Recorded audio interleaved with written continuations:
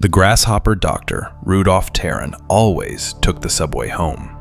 He lived 2 blocks from the Serpukovskaya station and had no trouble with transportation. He could have bought a car. A neurosurgeon's salary at one of Moscow's leading private clinics certainly allowed for it.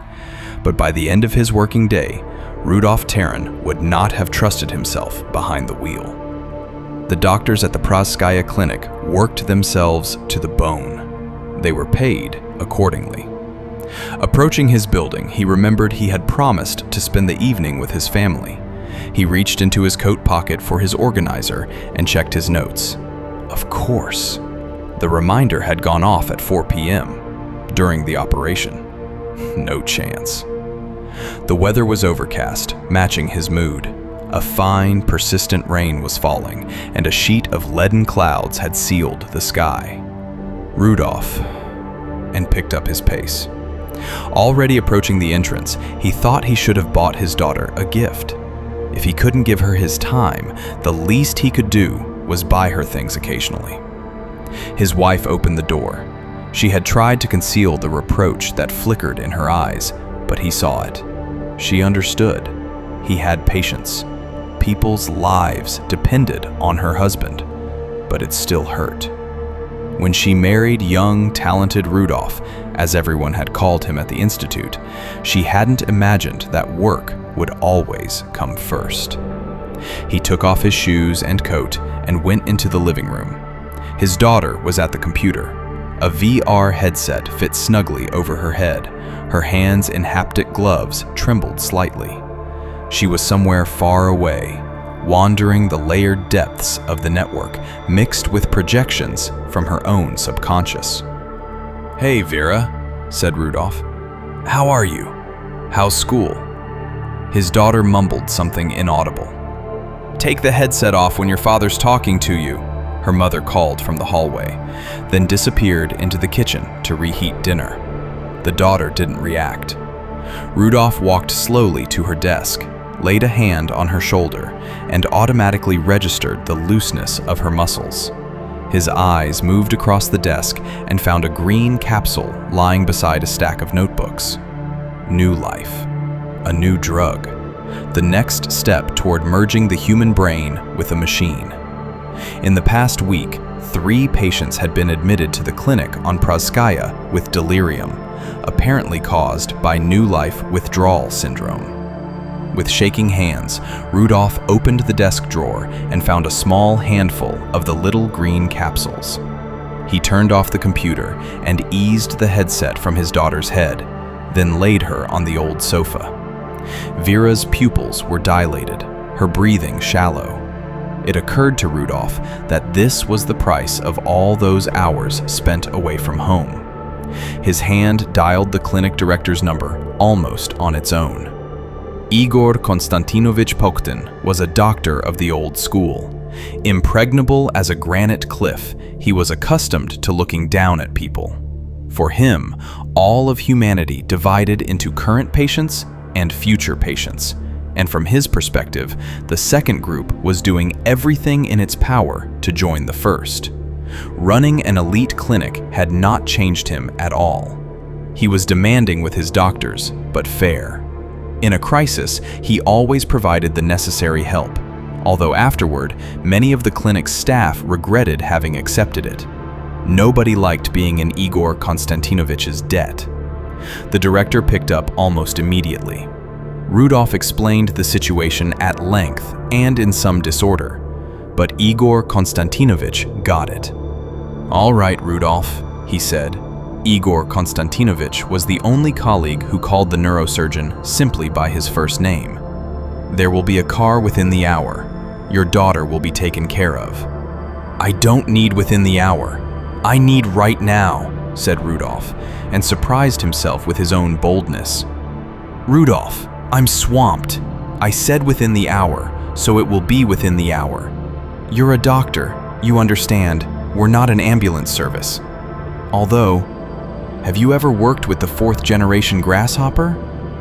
The grasshopper was a remotely operated neurosurgical device. It was on the 4th-generation model that Rudolf had defended his dissertation. "I've worked with it. extensively. Good. The car is already on its way. 10 minutes. Come with your daughter. I have work for you. The line went dead. Rudolph went to the kitchen and drank a glass of orange juice in one go. He wanted something stronger, but he was about to work with the grasshopper. When human lives depend on a doctor's actions, even non-alcoholic beer, which still contains 0.5% alcohol, can play a nasty trick. In 20 years of practice, Rudolph had learned to restrain himself from impulsive decisions. He allowed himself alcohol only on vacation, and only in minimal amounts. The car arrived in exactly 10 minutes. A paramedic and a young driver came up. Rudolph sometimes saw him in the staff room, among the nurses and support workers. The driver smelled of tobacco and cheap cologne. The paramedic unfolded a gurney, and together they lifted Vera onto it carefully. She was pale and muttering something disconnected. Rudolph's wife was silent throughout, her hands trembling slightly, not a tear on her face. Rudolph walked out first. The paramedic and driver followed with Vera. The clinic's car was waiting at the entrance with the engine running. The driver opened the rear door, extended the trolley, and the gurney was loaded in. The paramedic jumped inside quickly, pulling the trolley after him, and shut the door before Rudolph could follow. "Sit up front," said the driver. Rudolph got in beside him, and the car moved off. The road was rough, but the suspension handled it smoothly. Rudolph sat in silence, thinking about the years he had given to his work. If he had spent even a little more time with his family, things might have been different. The clinic's duty physician, Pyotr Ivanovich, met them with a warm smile and immediately gave orders for Vera's admission. Then he said, "Igor Konstantinovich was looking for you urgently." "He can wait," said Rudolph. Pyotr Ivanovich's face went through several expressions at once. "I want to ask you something as a toxicologist," Rudolph said, sitting down on the examination couch. "What exactly is New Life?" "Synthetic drug, probably in the amphetamine family." "Probably?" "The formula is unusual. Detailed analysis isn't ready yet. It's a new substance." "Symptoms?" "Typical amphetamine profile. Elevated blood pressure, dry mouth, dilated pupils, rapid pulse, deepened respiration. Noticeably improved reaction time. Teenagers use it for competitive online gaming. A player on New Life has a serious edge over opponents." "Just amphetamine?" Rudolph said, faintly puzzled. It seemed strange that his daughter had been hurt by something that was almost medicinal. "Not just. On New Life, the user interfaces with the computer far more tightly. Attention and reaction speed increase several times beyond standard amphetamines, but the withdrawal is much harsher. In severe cases, stupor, coma." "Any antagonists?" Pyotr Ivanovich sighed. "The antagonists have to be administered during the active phase, not after. Go to Poktin. He's been waiting. Vera will be fine. We'll bring her out of it." Rudolph climbed to the 3rd floor by the service stairs. The clinic had recently been renovated to impress its wealthy clients, but the service staircase had been forgotten, or not considered worth the trouble. Faded green paint, whitewashed ceiling, the pervasive smell of chlorine. It was here, on these stairs, that Rudolph felt most like a doctor, quietly nostalgic for his student days. The director's door was open. Igor Konstantinovich sat at his massive oak desk, smoking. The ashtray was full. He usually smoked little. This was unlike him. At the sight of Rudolph, he stubbed out the cigarette. "Where have you been? The car came back 7 minutes ago." "I stopped to see Pyotr Ivanovich." "Right. Operating theater, immediately. The grasshopper is already on the channel." "What happened? Where's the patient?" The standard use case for the Grasshopper units was clinics without their own neurosurgeon. In a critical situation, a Moscow specialist would take remote control of the device through the high-speed Abilene network channel. The patient could be anywhere: Africa, America, the Himalayas. Distance was irrelevant. Rudolph had operated on 2 Americans, a Pole, and an Indian through the 4th-generation unit. "This operation is unusual," said Igor Konstantinovich. "About an hour ago, there was an accident on the International Lunar Base. Whatever happened is classified, but the result is that an American astronaut, John Neihart, has suffered a serious brain contusion." "I can't do this," said Rudolph, stunned. "You can," said Igor Konstantinovich firmly. "And you'll go into the history books as the first neurosurgeon to perform such an operation." "I don't want to be in the history books. I want my daughter to be all right. And I can't operate on an American. The channel won't allow it." "Your daughter will be fine. And we have the channel. The best possible channel. You won't notice any difference." 2.5 seconds, said Rudolph. 2.5 seconds of signal delay, there and back. The speed of light to the moon and back. "You won't notice a difference. There's a good tomograph up there. The image of the American's brain has already been loaded to our central computer. You'll see a real-time virtual image of the brain with no delay. Every 10 seconds, there will be a synchronization update based on incoming data from the lunar surface." "Why not every 2.5 seconds? During the operation, the patient won't be inside the tomograph. Synchronization will be based on visual data. That takes time. How much experience do you have with the 4th Grasshopper?" "Considerable," said Rudolph. "Get ready. OR2 is yours." "But the patient has a hematoma. He needs surgery now." "Pull yourself together, Rudolph. Think about your professional oath." Rudolph but said nothing. The operation had to be done, and they both knew it. Nerves were nerves. A doctor's duty was to save the patient. The key to OR2 was kept in Igor Konstantinovich's desk. The room was used exclusively for remote operations, each of which required the director to be at his post. Remote neurosurgery remained one of the most complex fields in medicine. Besides the operating surgeon, a team of technicians worked throughout, maintaining the two-way channel. Igor Konstantinovich was personally responsible for any technical failure. For this reason, the key to OR2 was usually handed over with extreme reluctance and a battery of instructions. This time, Paktin simply tossed it onto the desk with a casual flick of the wrist. There was exhaustion in the gesture. Rudolph picked up the key and left without a word, thinking about his daughter, about his fractured life, about everything except the patient on the moon. OR2 was immaculate. In the center stood a large liquid crystal display with a medical computer mounted below it. Beside it, a mirrored wardrobe held surgical gowns. Rudolph automatically opened the door, took out a haptic gown, and spread it on the table. Usually, the operating theater environment helped him switch completely into work mode, a reflex built up over years. Outside the OR, he was a human being with human weaknesses. Inside, purely a doctor. The switch didn't work tonight. His thoughts kept returning to Vera. How was she? He loved his daughter sincerely, though distance had always existed between them. He had put work first. She, lacking a father's attention, had retreated entirely into virtual space. He had never been brave enough to break down the wall his inattention had built. She had never tried either. He changed into the haptic gown, plugged the connector into the computer, switched on the power, and waited for the system to load. He needed to focus on the operation.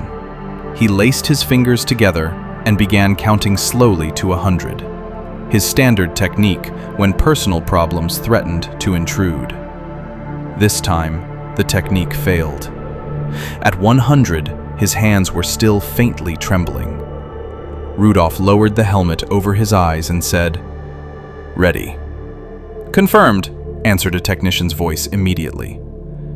"Can you hold the channel?" asked Rudolph. "We'll hold it." He flipped the switch and felt his second body. For someone unaccustomed, it would have been deeply strange to suddenly feel 6 arms instead of 2, each ending in a specific surgical instrument: scalpel, retractor, electrocoagulator, suction, cranial drill, forceps. The grasshopper's standard kit. Instruments could be swapped mid-operation if needed, but in practice, no one ever did. 6 was enough. "Give me the image," said Rudolph. "Image up," confirmed the technician. A hologram of a brain materialized on the operating table. Rudolph studied it carefully. The hematoma was solitary but complex, not in the meninges but deeper, beneath the cortex. He knew the danger. The skull is a sealed space with one opening, where the brain connects to the spinal cord. When blood from damaged vessels begins to fill the cranial cavity, pressure builds. The brain begins to be forced toward the only available space, the spinal canal. In the process, the regions controlling breathing and heart rate are compressed. Emergency surgery was the only course of action. "Give me the visual feed," said Rudolph. "Visual feed live." The hologram faded. On the operating table now lay a man of about 30, with a small depression just above his temporal bone. The hair around the wound had been neatly clipped, but not yet cleaned. Rudolph thought warmly of whoever had given the initial first aid. He picked up the forceps, blotted the bleeding with a gauze swab, and brought the drill to the skull. The bone gave way. Several fragments had been driven inward. Rudolph carefully lifted them out, then paused, waiting for the hologram to update. There was a strange emptiness in him.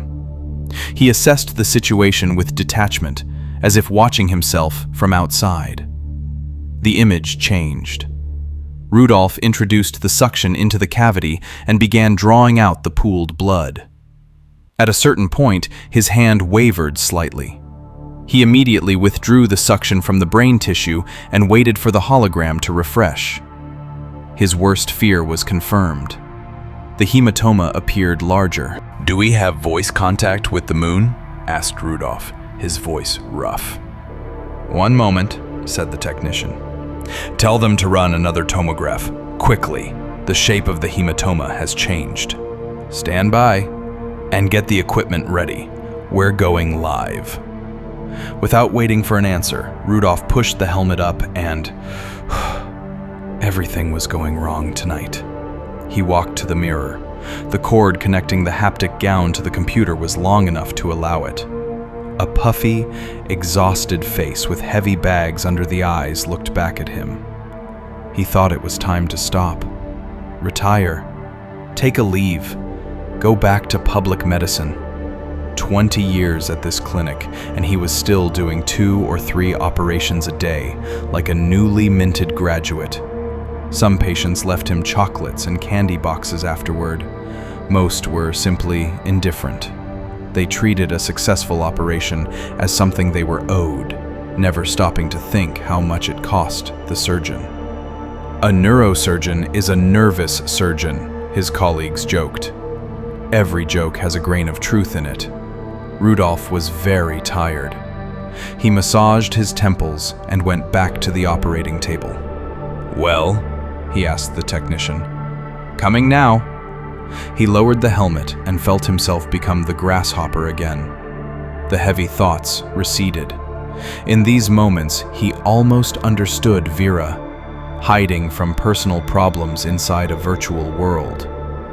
A detailed hologram of the brain appeared on the table. The hematoma had grown by roughly half and was pushing deeper. Rudolph could see it even visually, without the tomograph. He worked the electrocoagulator hard, trying to cauterize the bleeding vessels, but he couldn't keep up. He couldn't catch the slippery artery. It kept escaping him. He was short by 1 or 2 seconds. If the patient had been on Earth, the operation would already be over. After another failed attempt, Rudolph pushed the helmet up, went to the wardrobe, took out his handkerchief, and wiped his forehead. 2.5 seconds was too much even for an experienced surgeon. It could cost the patient his life.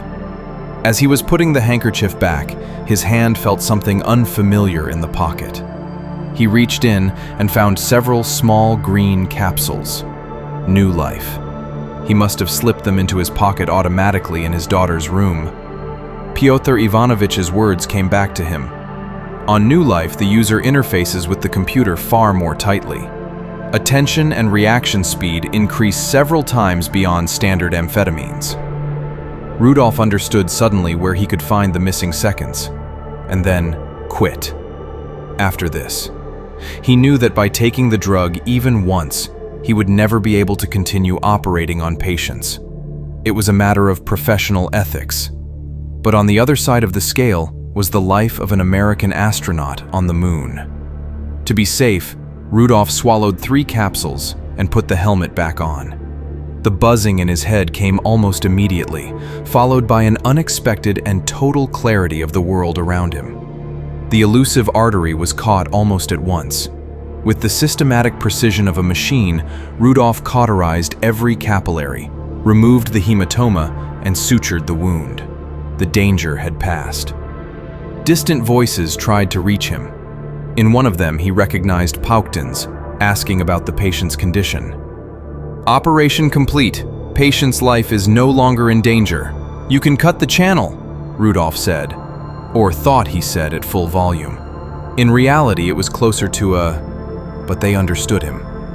The technician cut the channel. Pauktin opened a bottle of champagne. Off-duty medical staff gathered in the director's office. Everyone waited for the man of the hour. He didn't come.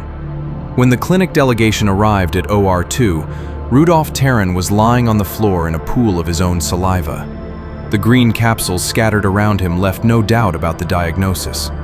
One of the clinic's leading neurosurgeons was a drug addict. They put him in the room next to his daughters. He never regained consciousness. After the channel was cut, the doctor on the lunar base tidying the operating module found something unexpected. The Russian-manufactured 4th-generation Grasshopper neurosurgical unit, which without direct connection to a surgeon was nothing but a heap of microelectronics, had moved to the wash basin and was attempting to clean its disproportionately long manipulator arms. The doctor didn't mention it to anyone. He simply pulled the power cord from the machine. Even if he had told someone, no one would have believed him. A human soul cannot end up trapped inside a machine. Cosmogorgon Enigmaticus.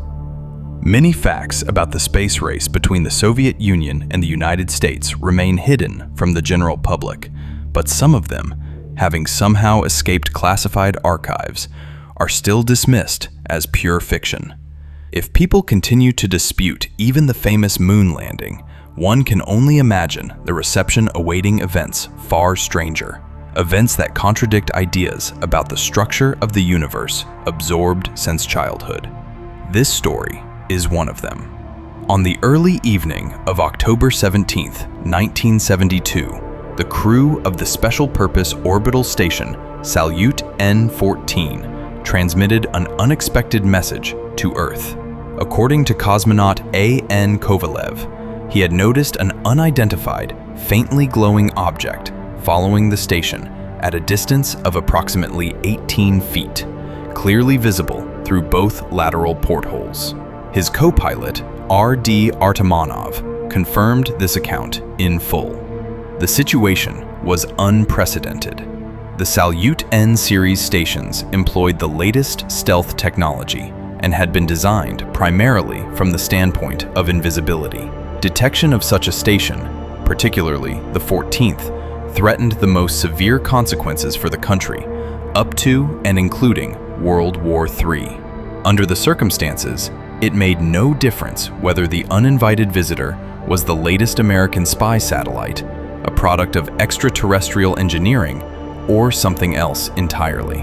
While the Flight Control Center worked feverishly to determine a course of action, the cosmonauts were ordered to monitor the object closely and take no action until further instructions. Turning antennas or other devices toward it was considered too risky. The intruder could react in wholly unpredictable ways, so the cosmonauts had to rely solely on their own senses. These proved entirely sufficient to observe the appearance and movements of the unknown object. It remained clearly visible even after the sun had finally set below the edge of the planet and appeared almost to be posing deliberately for the camera. The visitor had the form of a half-meter ellipsoid with a slightly trembling surface whose texture most closely resembled crumpled paper. It was composed of an almost transparent granular substance through which certain cellular structures were visible. Artamonov associated these with cellular organelles. Kovalev, less versed in biology, chose the more cautious comparison of bubbles in boiling water. At the center of the object was a round formation emitting a soft light that shifted slowly from blue to orange and back again. Neither cosmonaut had ever seen anything like it. They were predictably alarmed, but followed protocol and continued to watch the pulsing object without interruption. What choice did they have? A small orbital station is not a vehicle with many options in such situations. Essentially, an aquarium. No weapons, no manipulators. An hour passed. Then two. The third began. The unknown object did nothing further. No radio waves, no harmful radiation, not even basic heat emanated from it. Only the unhurried pulsation of light within the glassy mass. Several times, tiny meteorites struck the visitor's surface and were absorbed into its gelatinous body. To get a better look, Kovalev requested permission from the ground to direct a spotlight beam at the unidentified object. The cosmonauts had done everything within their power and still understood no more than they had at the start. Flight control conferred and approved.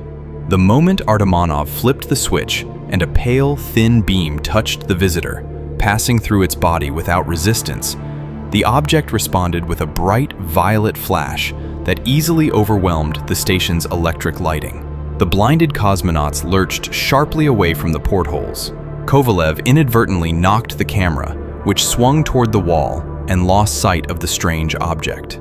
Their vision returned after 4 minutes, though a painful stinging sensation in their eyes persisted for another half hour. That had been enough time for the strange visitor to vanish without a trace.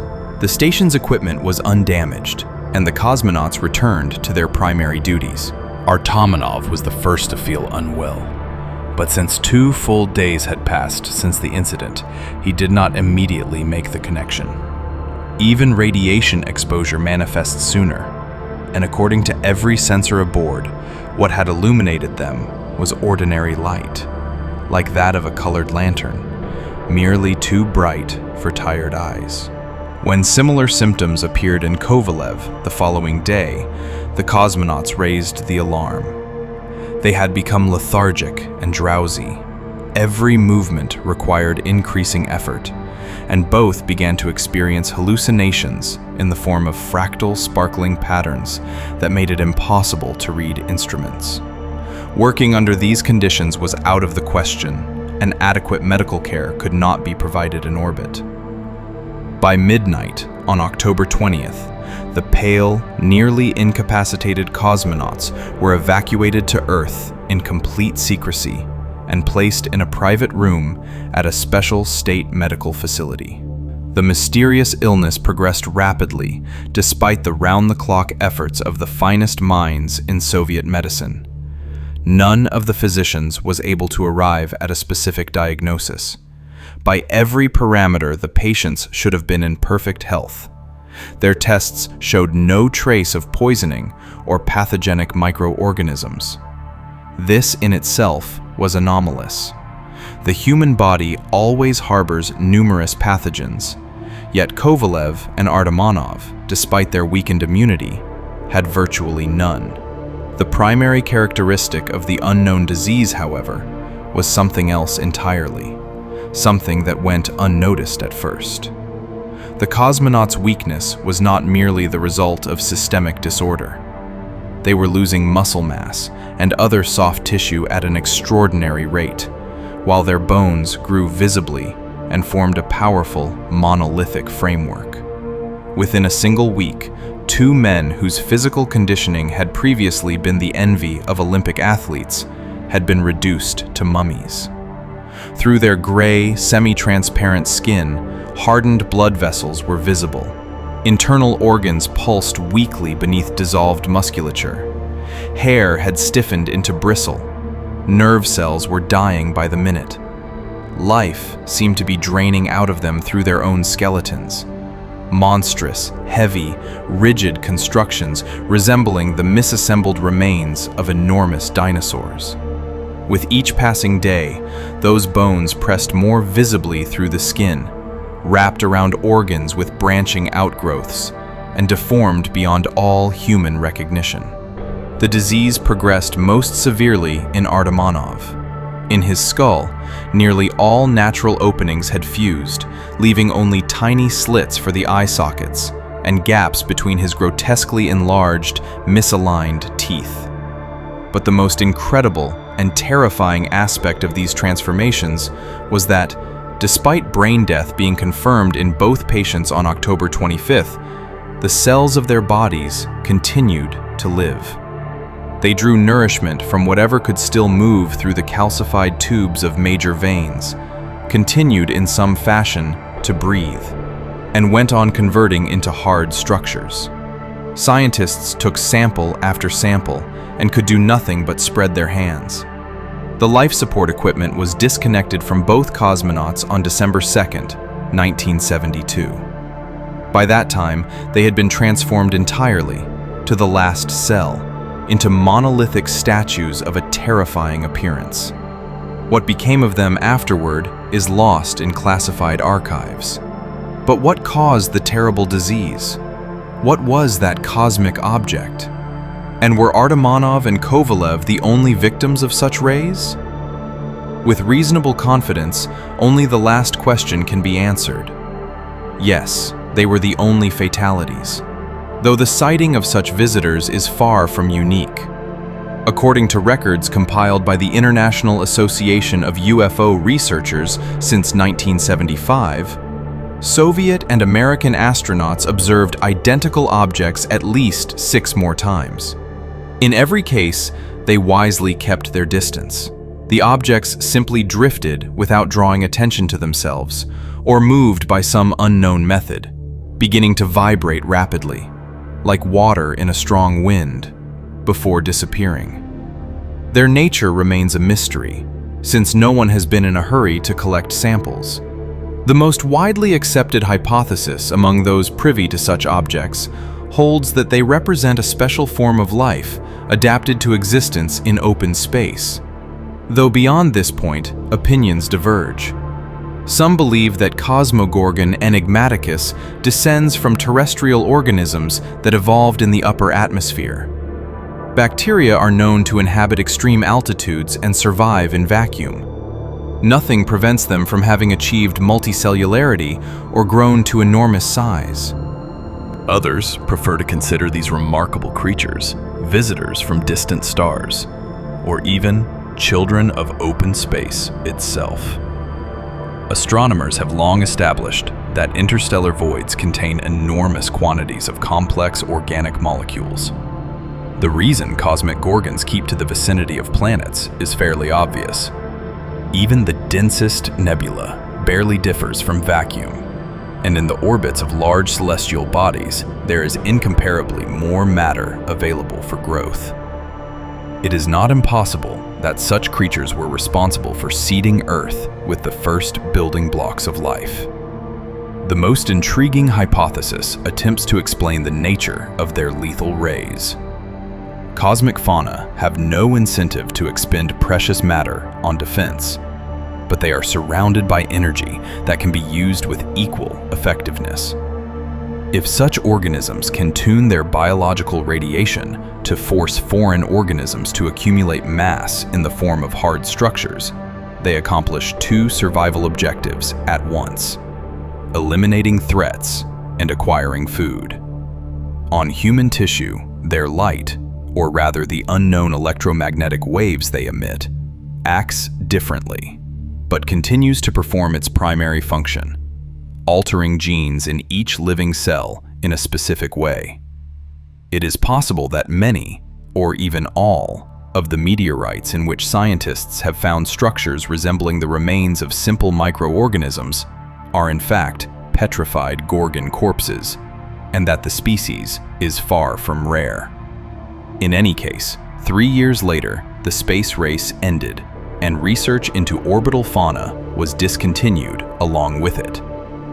That is probably for the best.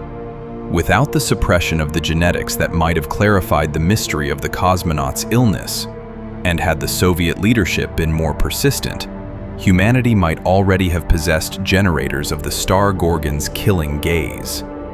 And who can say what kind of world we would be living in today? The Black Sphere Invasion.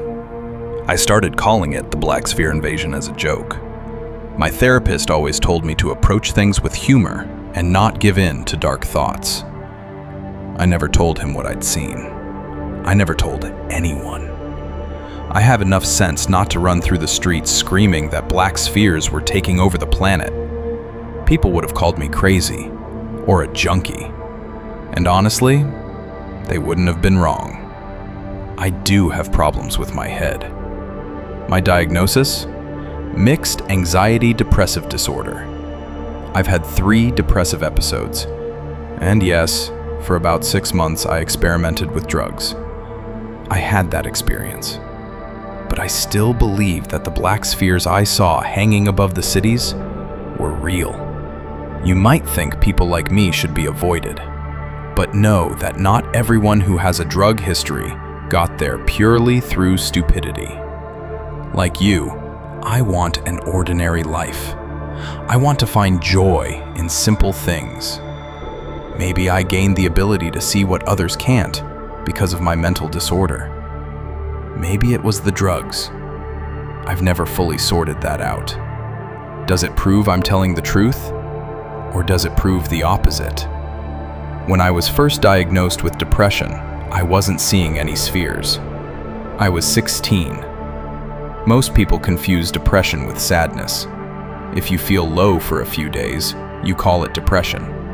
Sure, but for someone with the actual disorder, ordinary sadness would feel like joy by comparison. Depression is the inability to feel happiness, emptiness inside. That's the most accurate description I know. On top of that, I felt constant nervous tension, a physical crawling pain in my arms, a tightness in my throat, intrusive, ugly thoughts.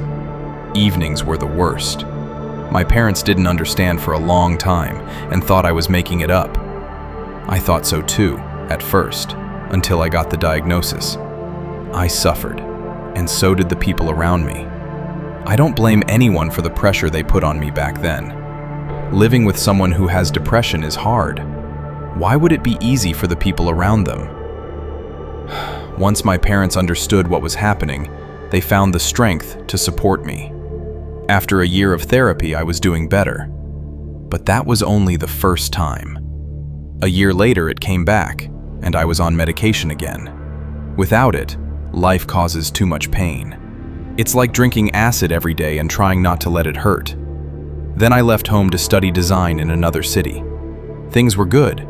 New place, new people, studying something I actually cared about.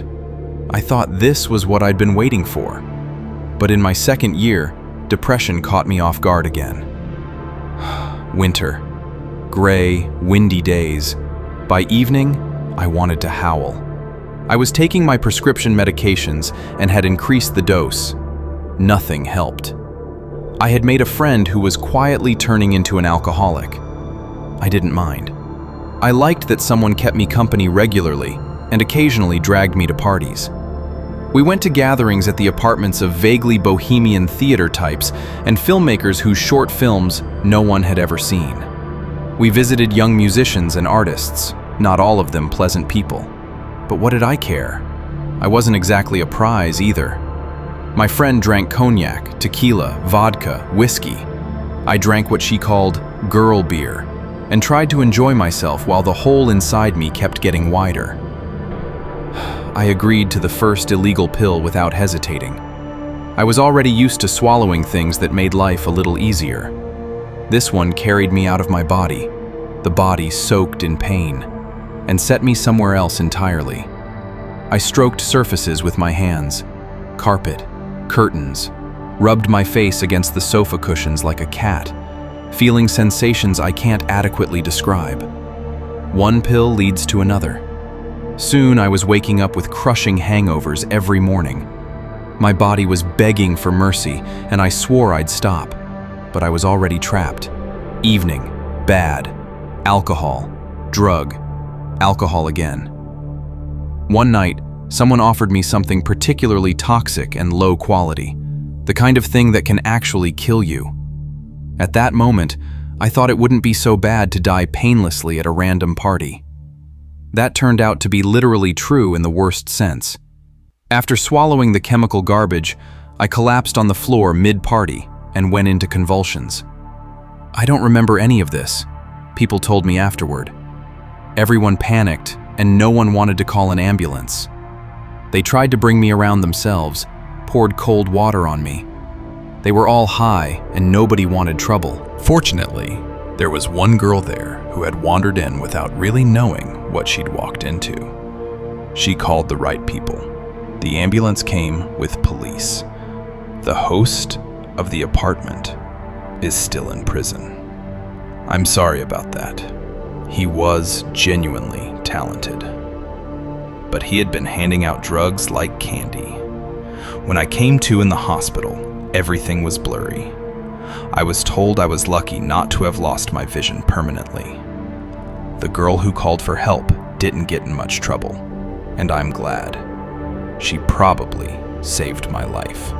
I, on the other hand, was destroyed socially for the arrest of the guy who went to prison. My alcoholic friend also turned on me. Fine, I didn't want to go back to that crowd anyway. However hard life was, I no longer wanted to die. Nobody really wants to die.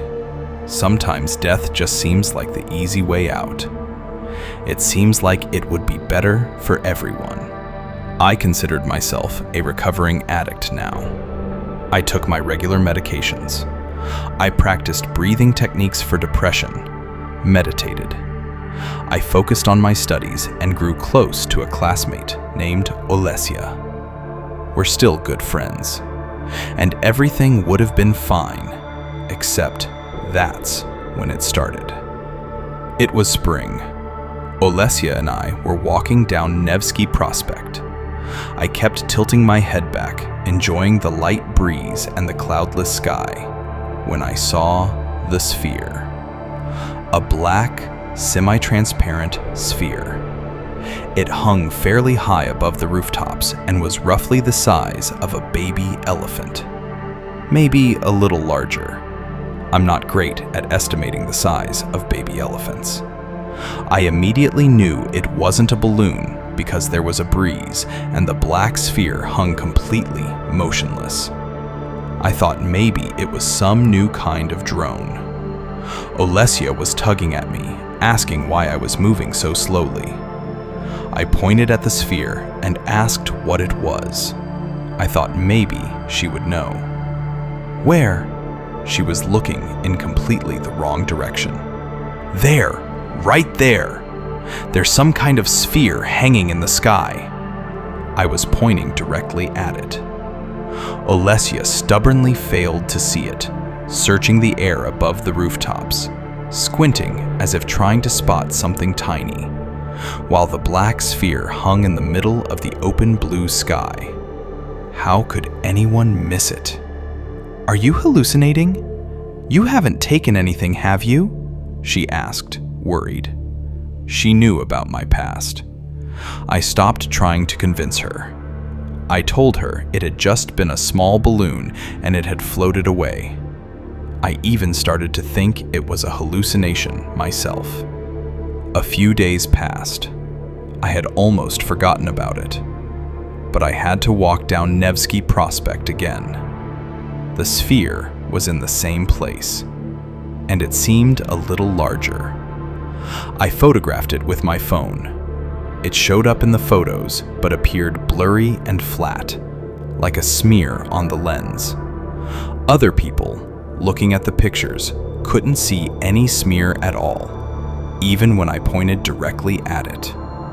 I started to worry about my own mind.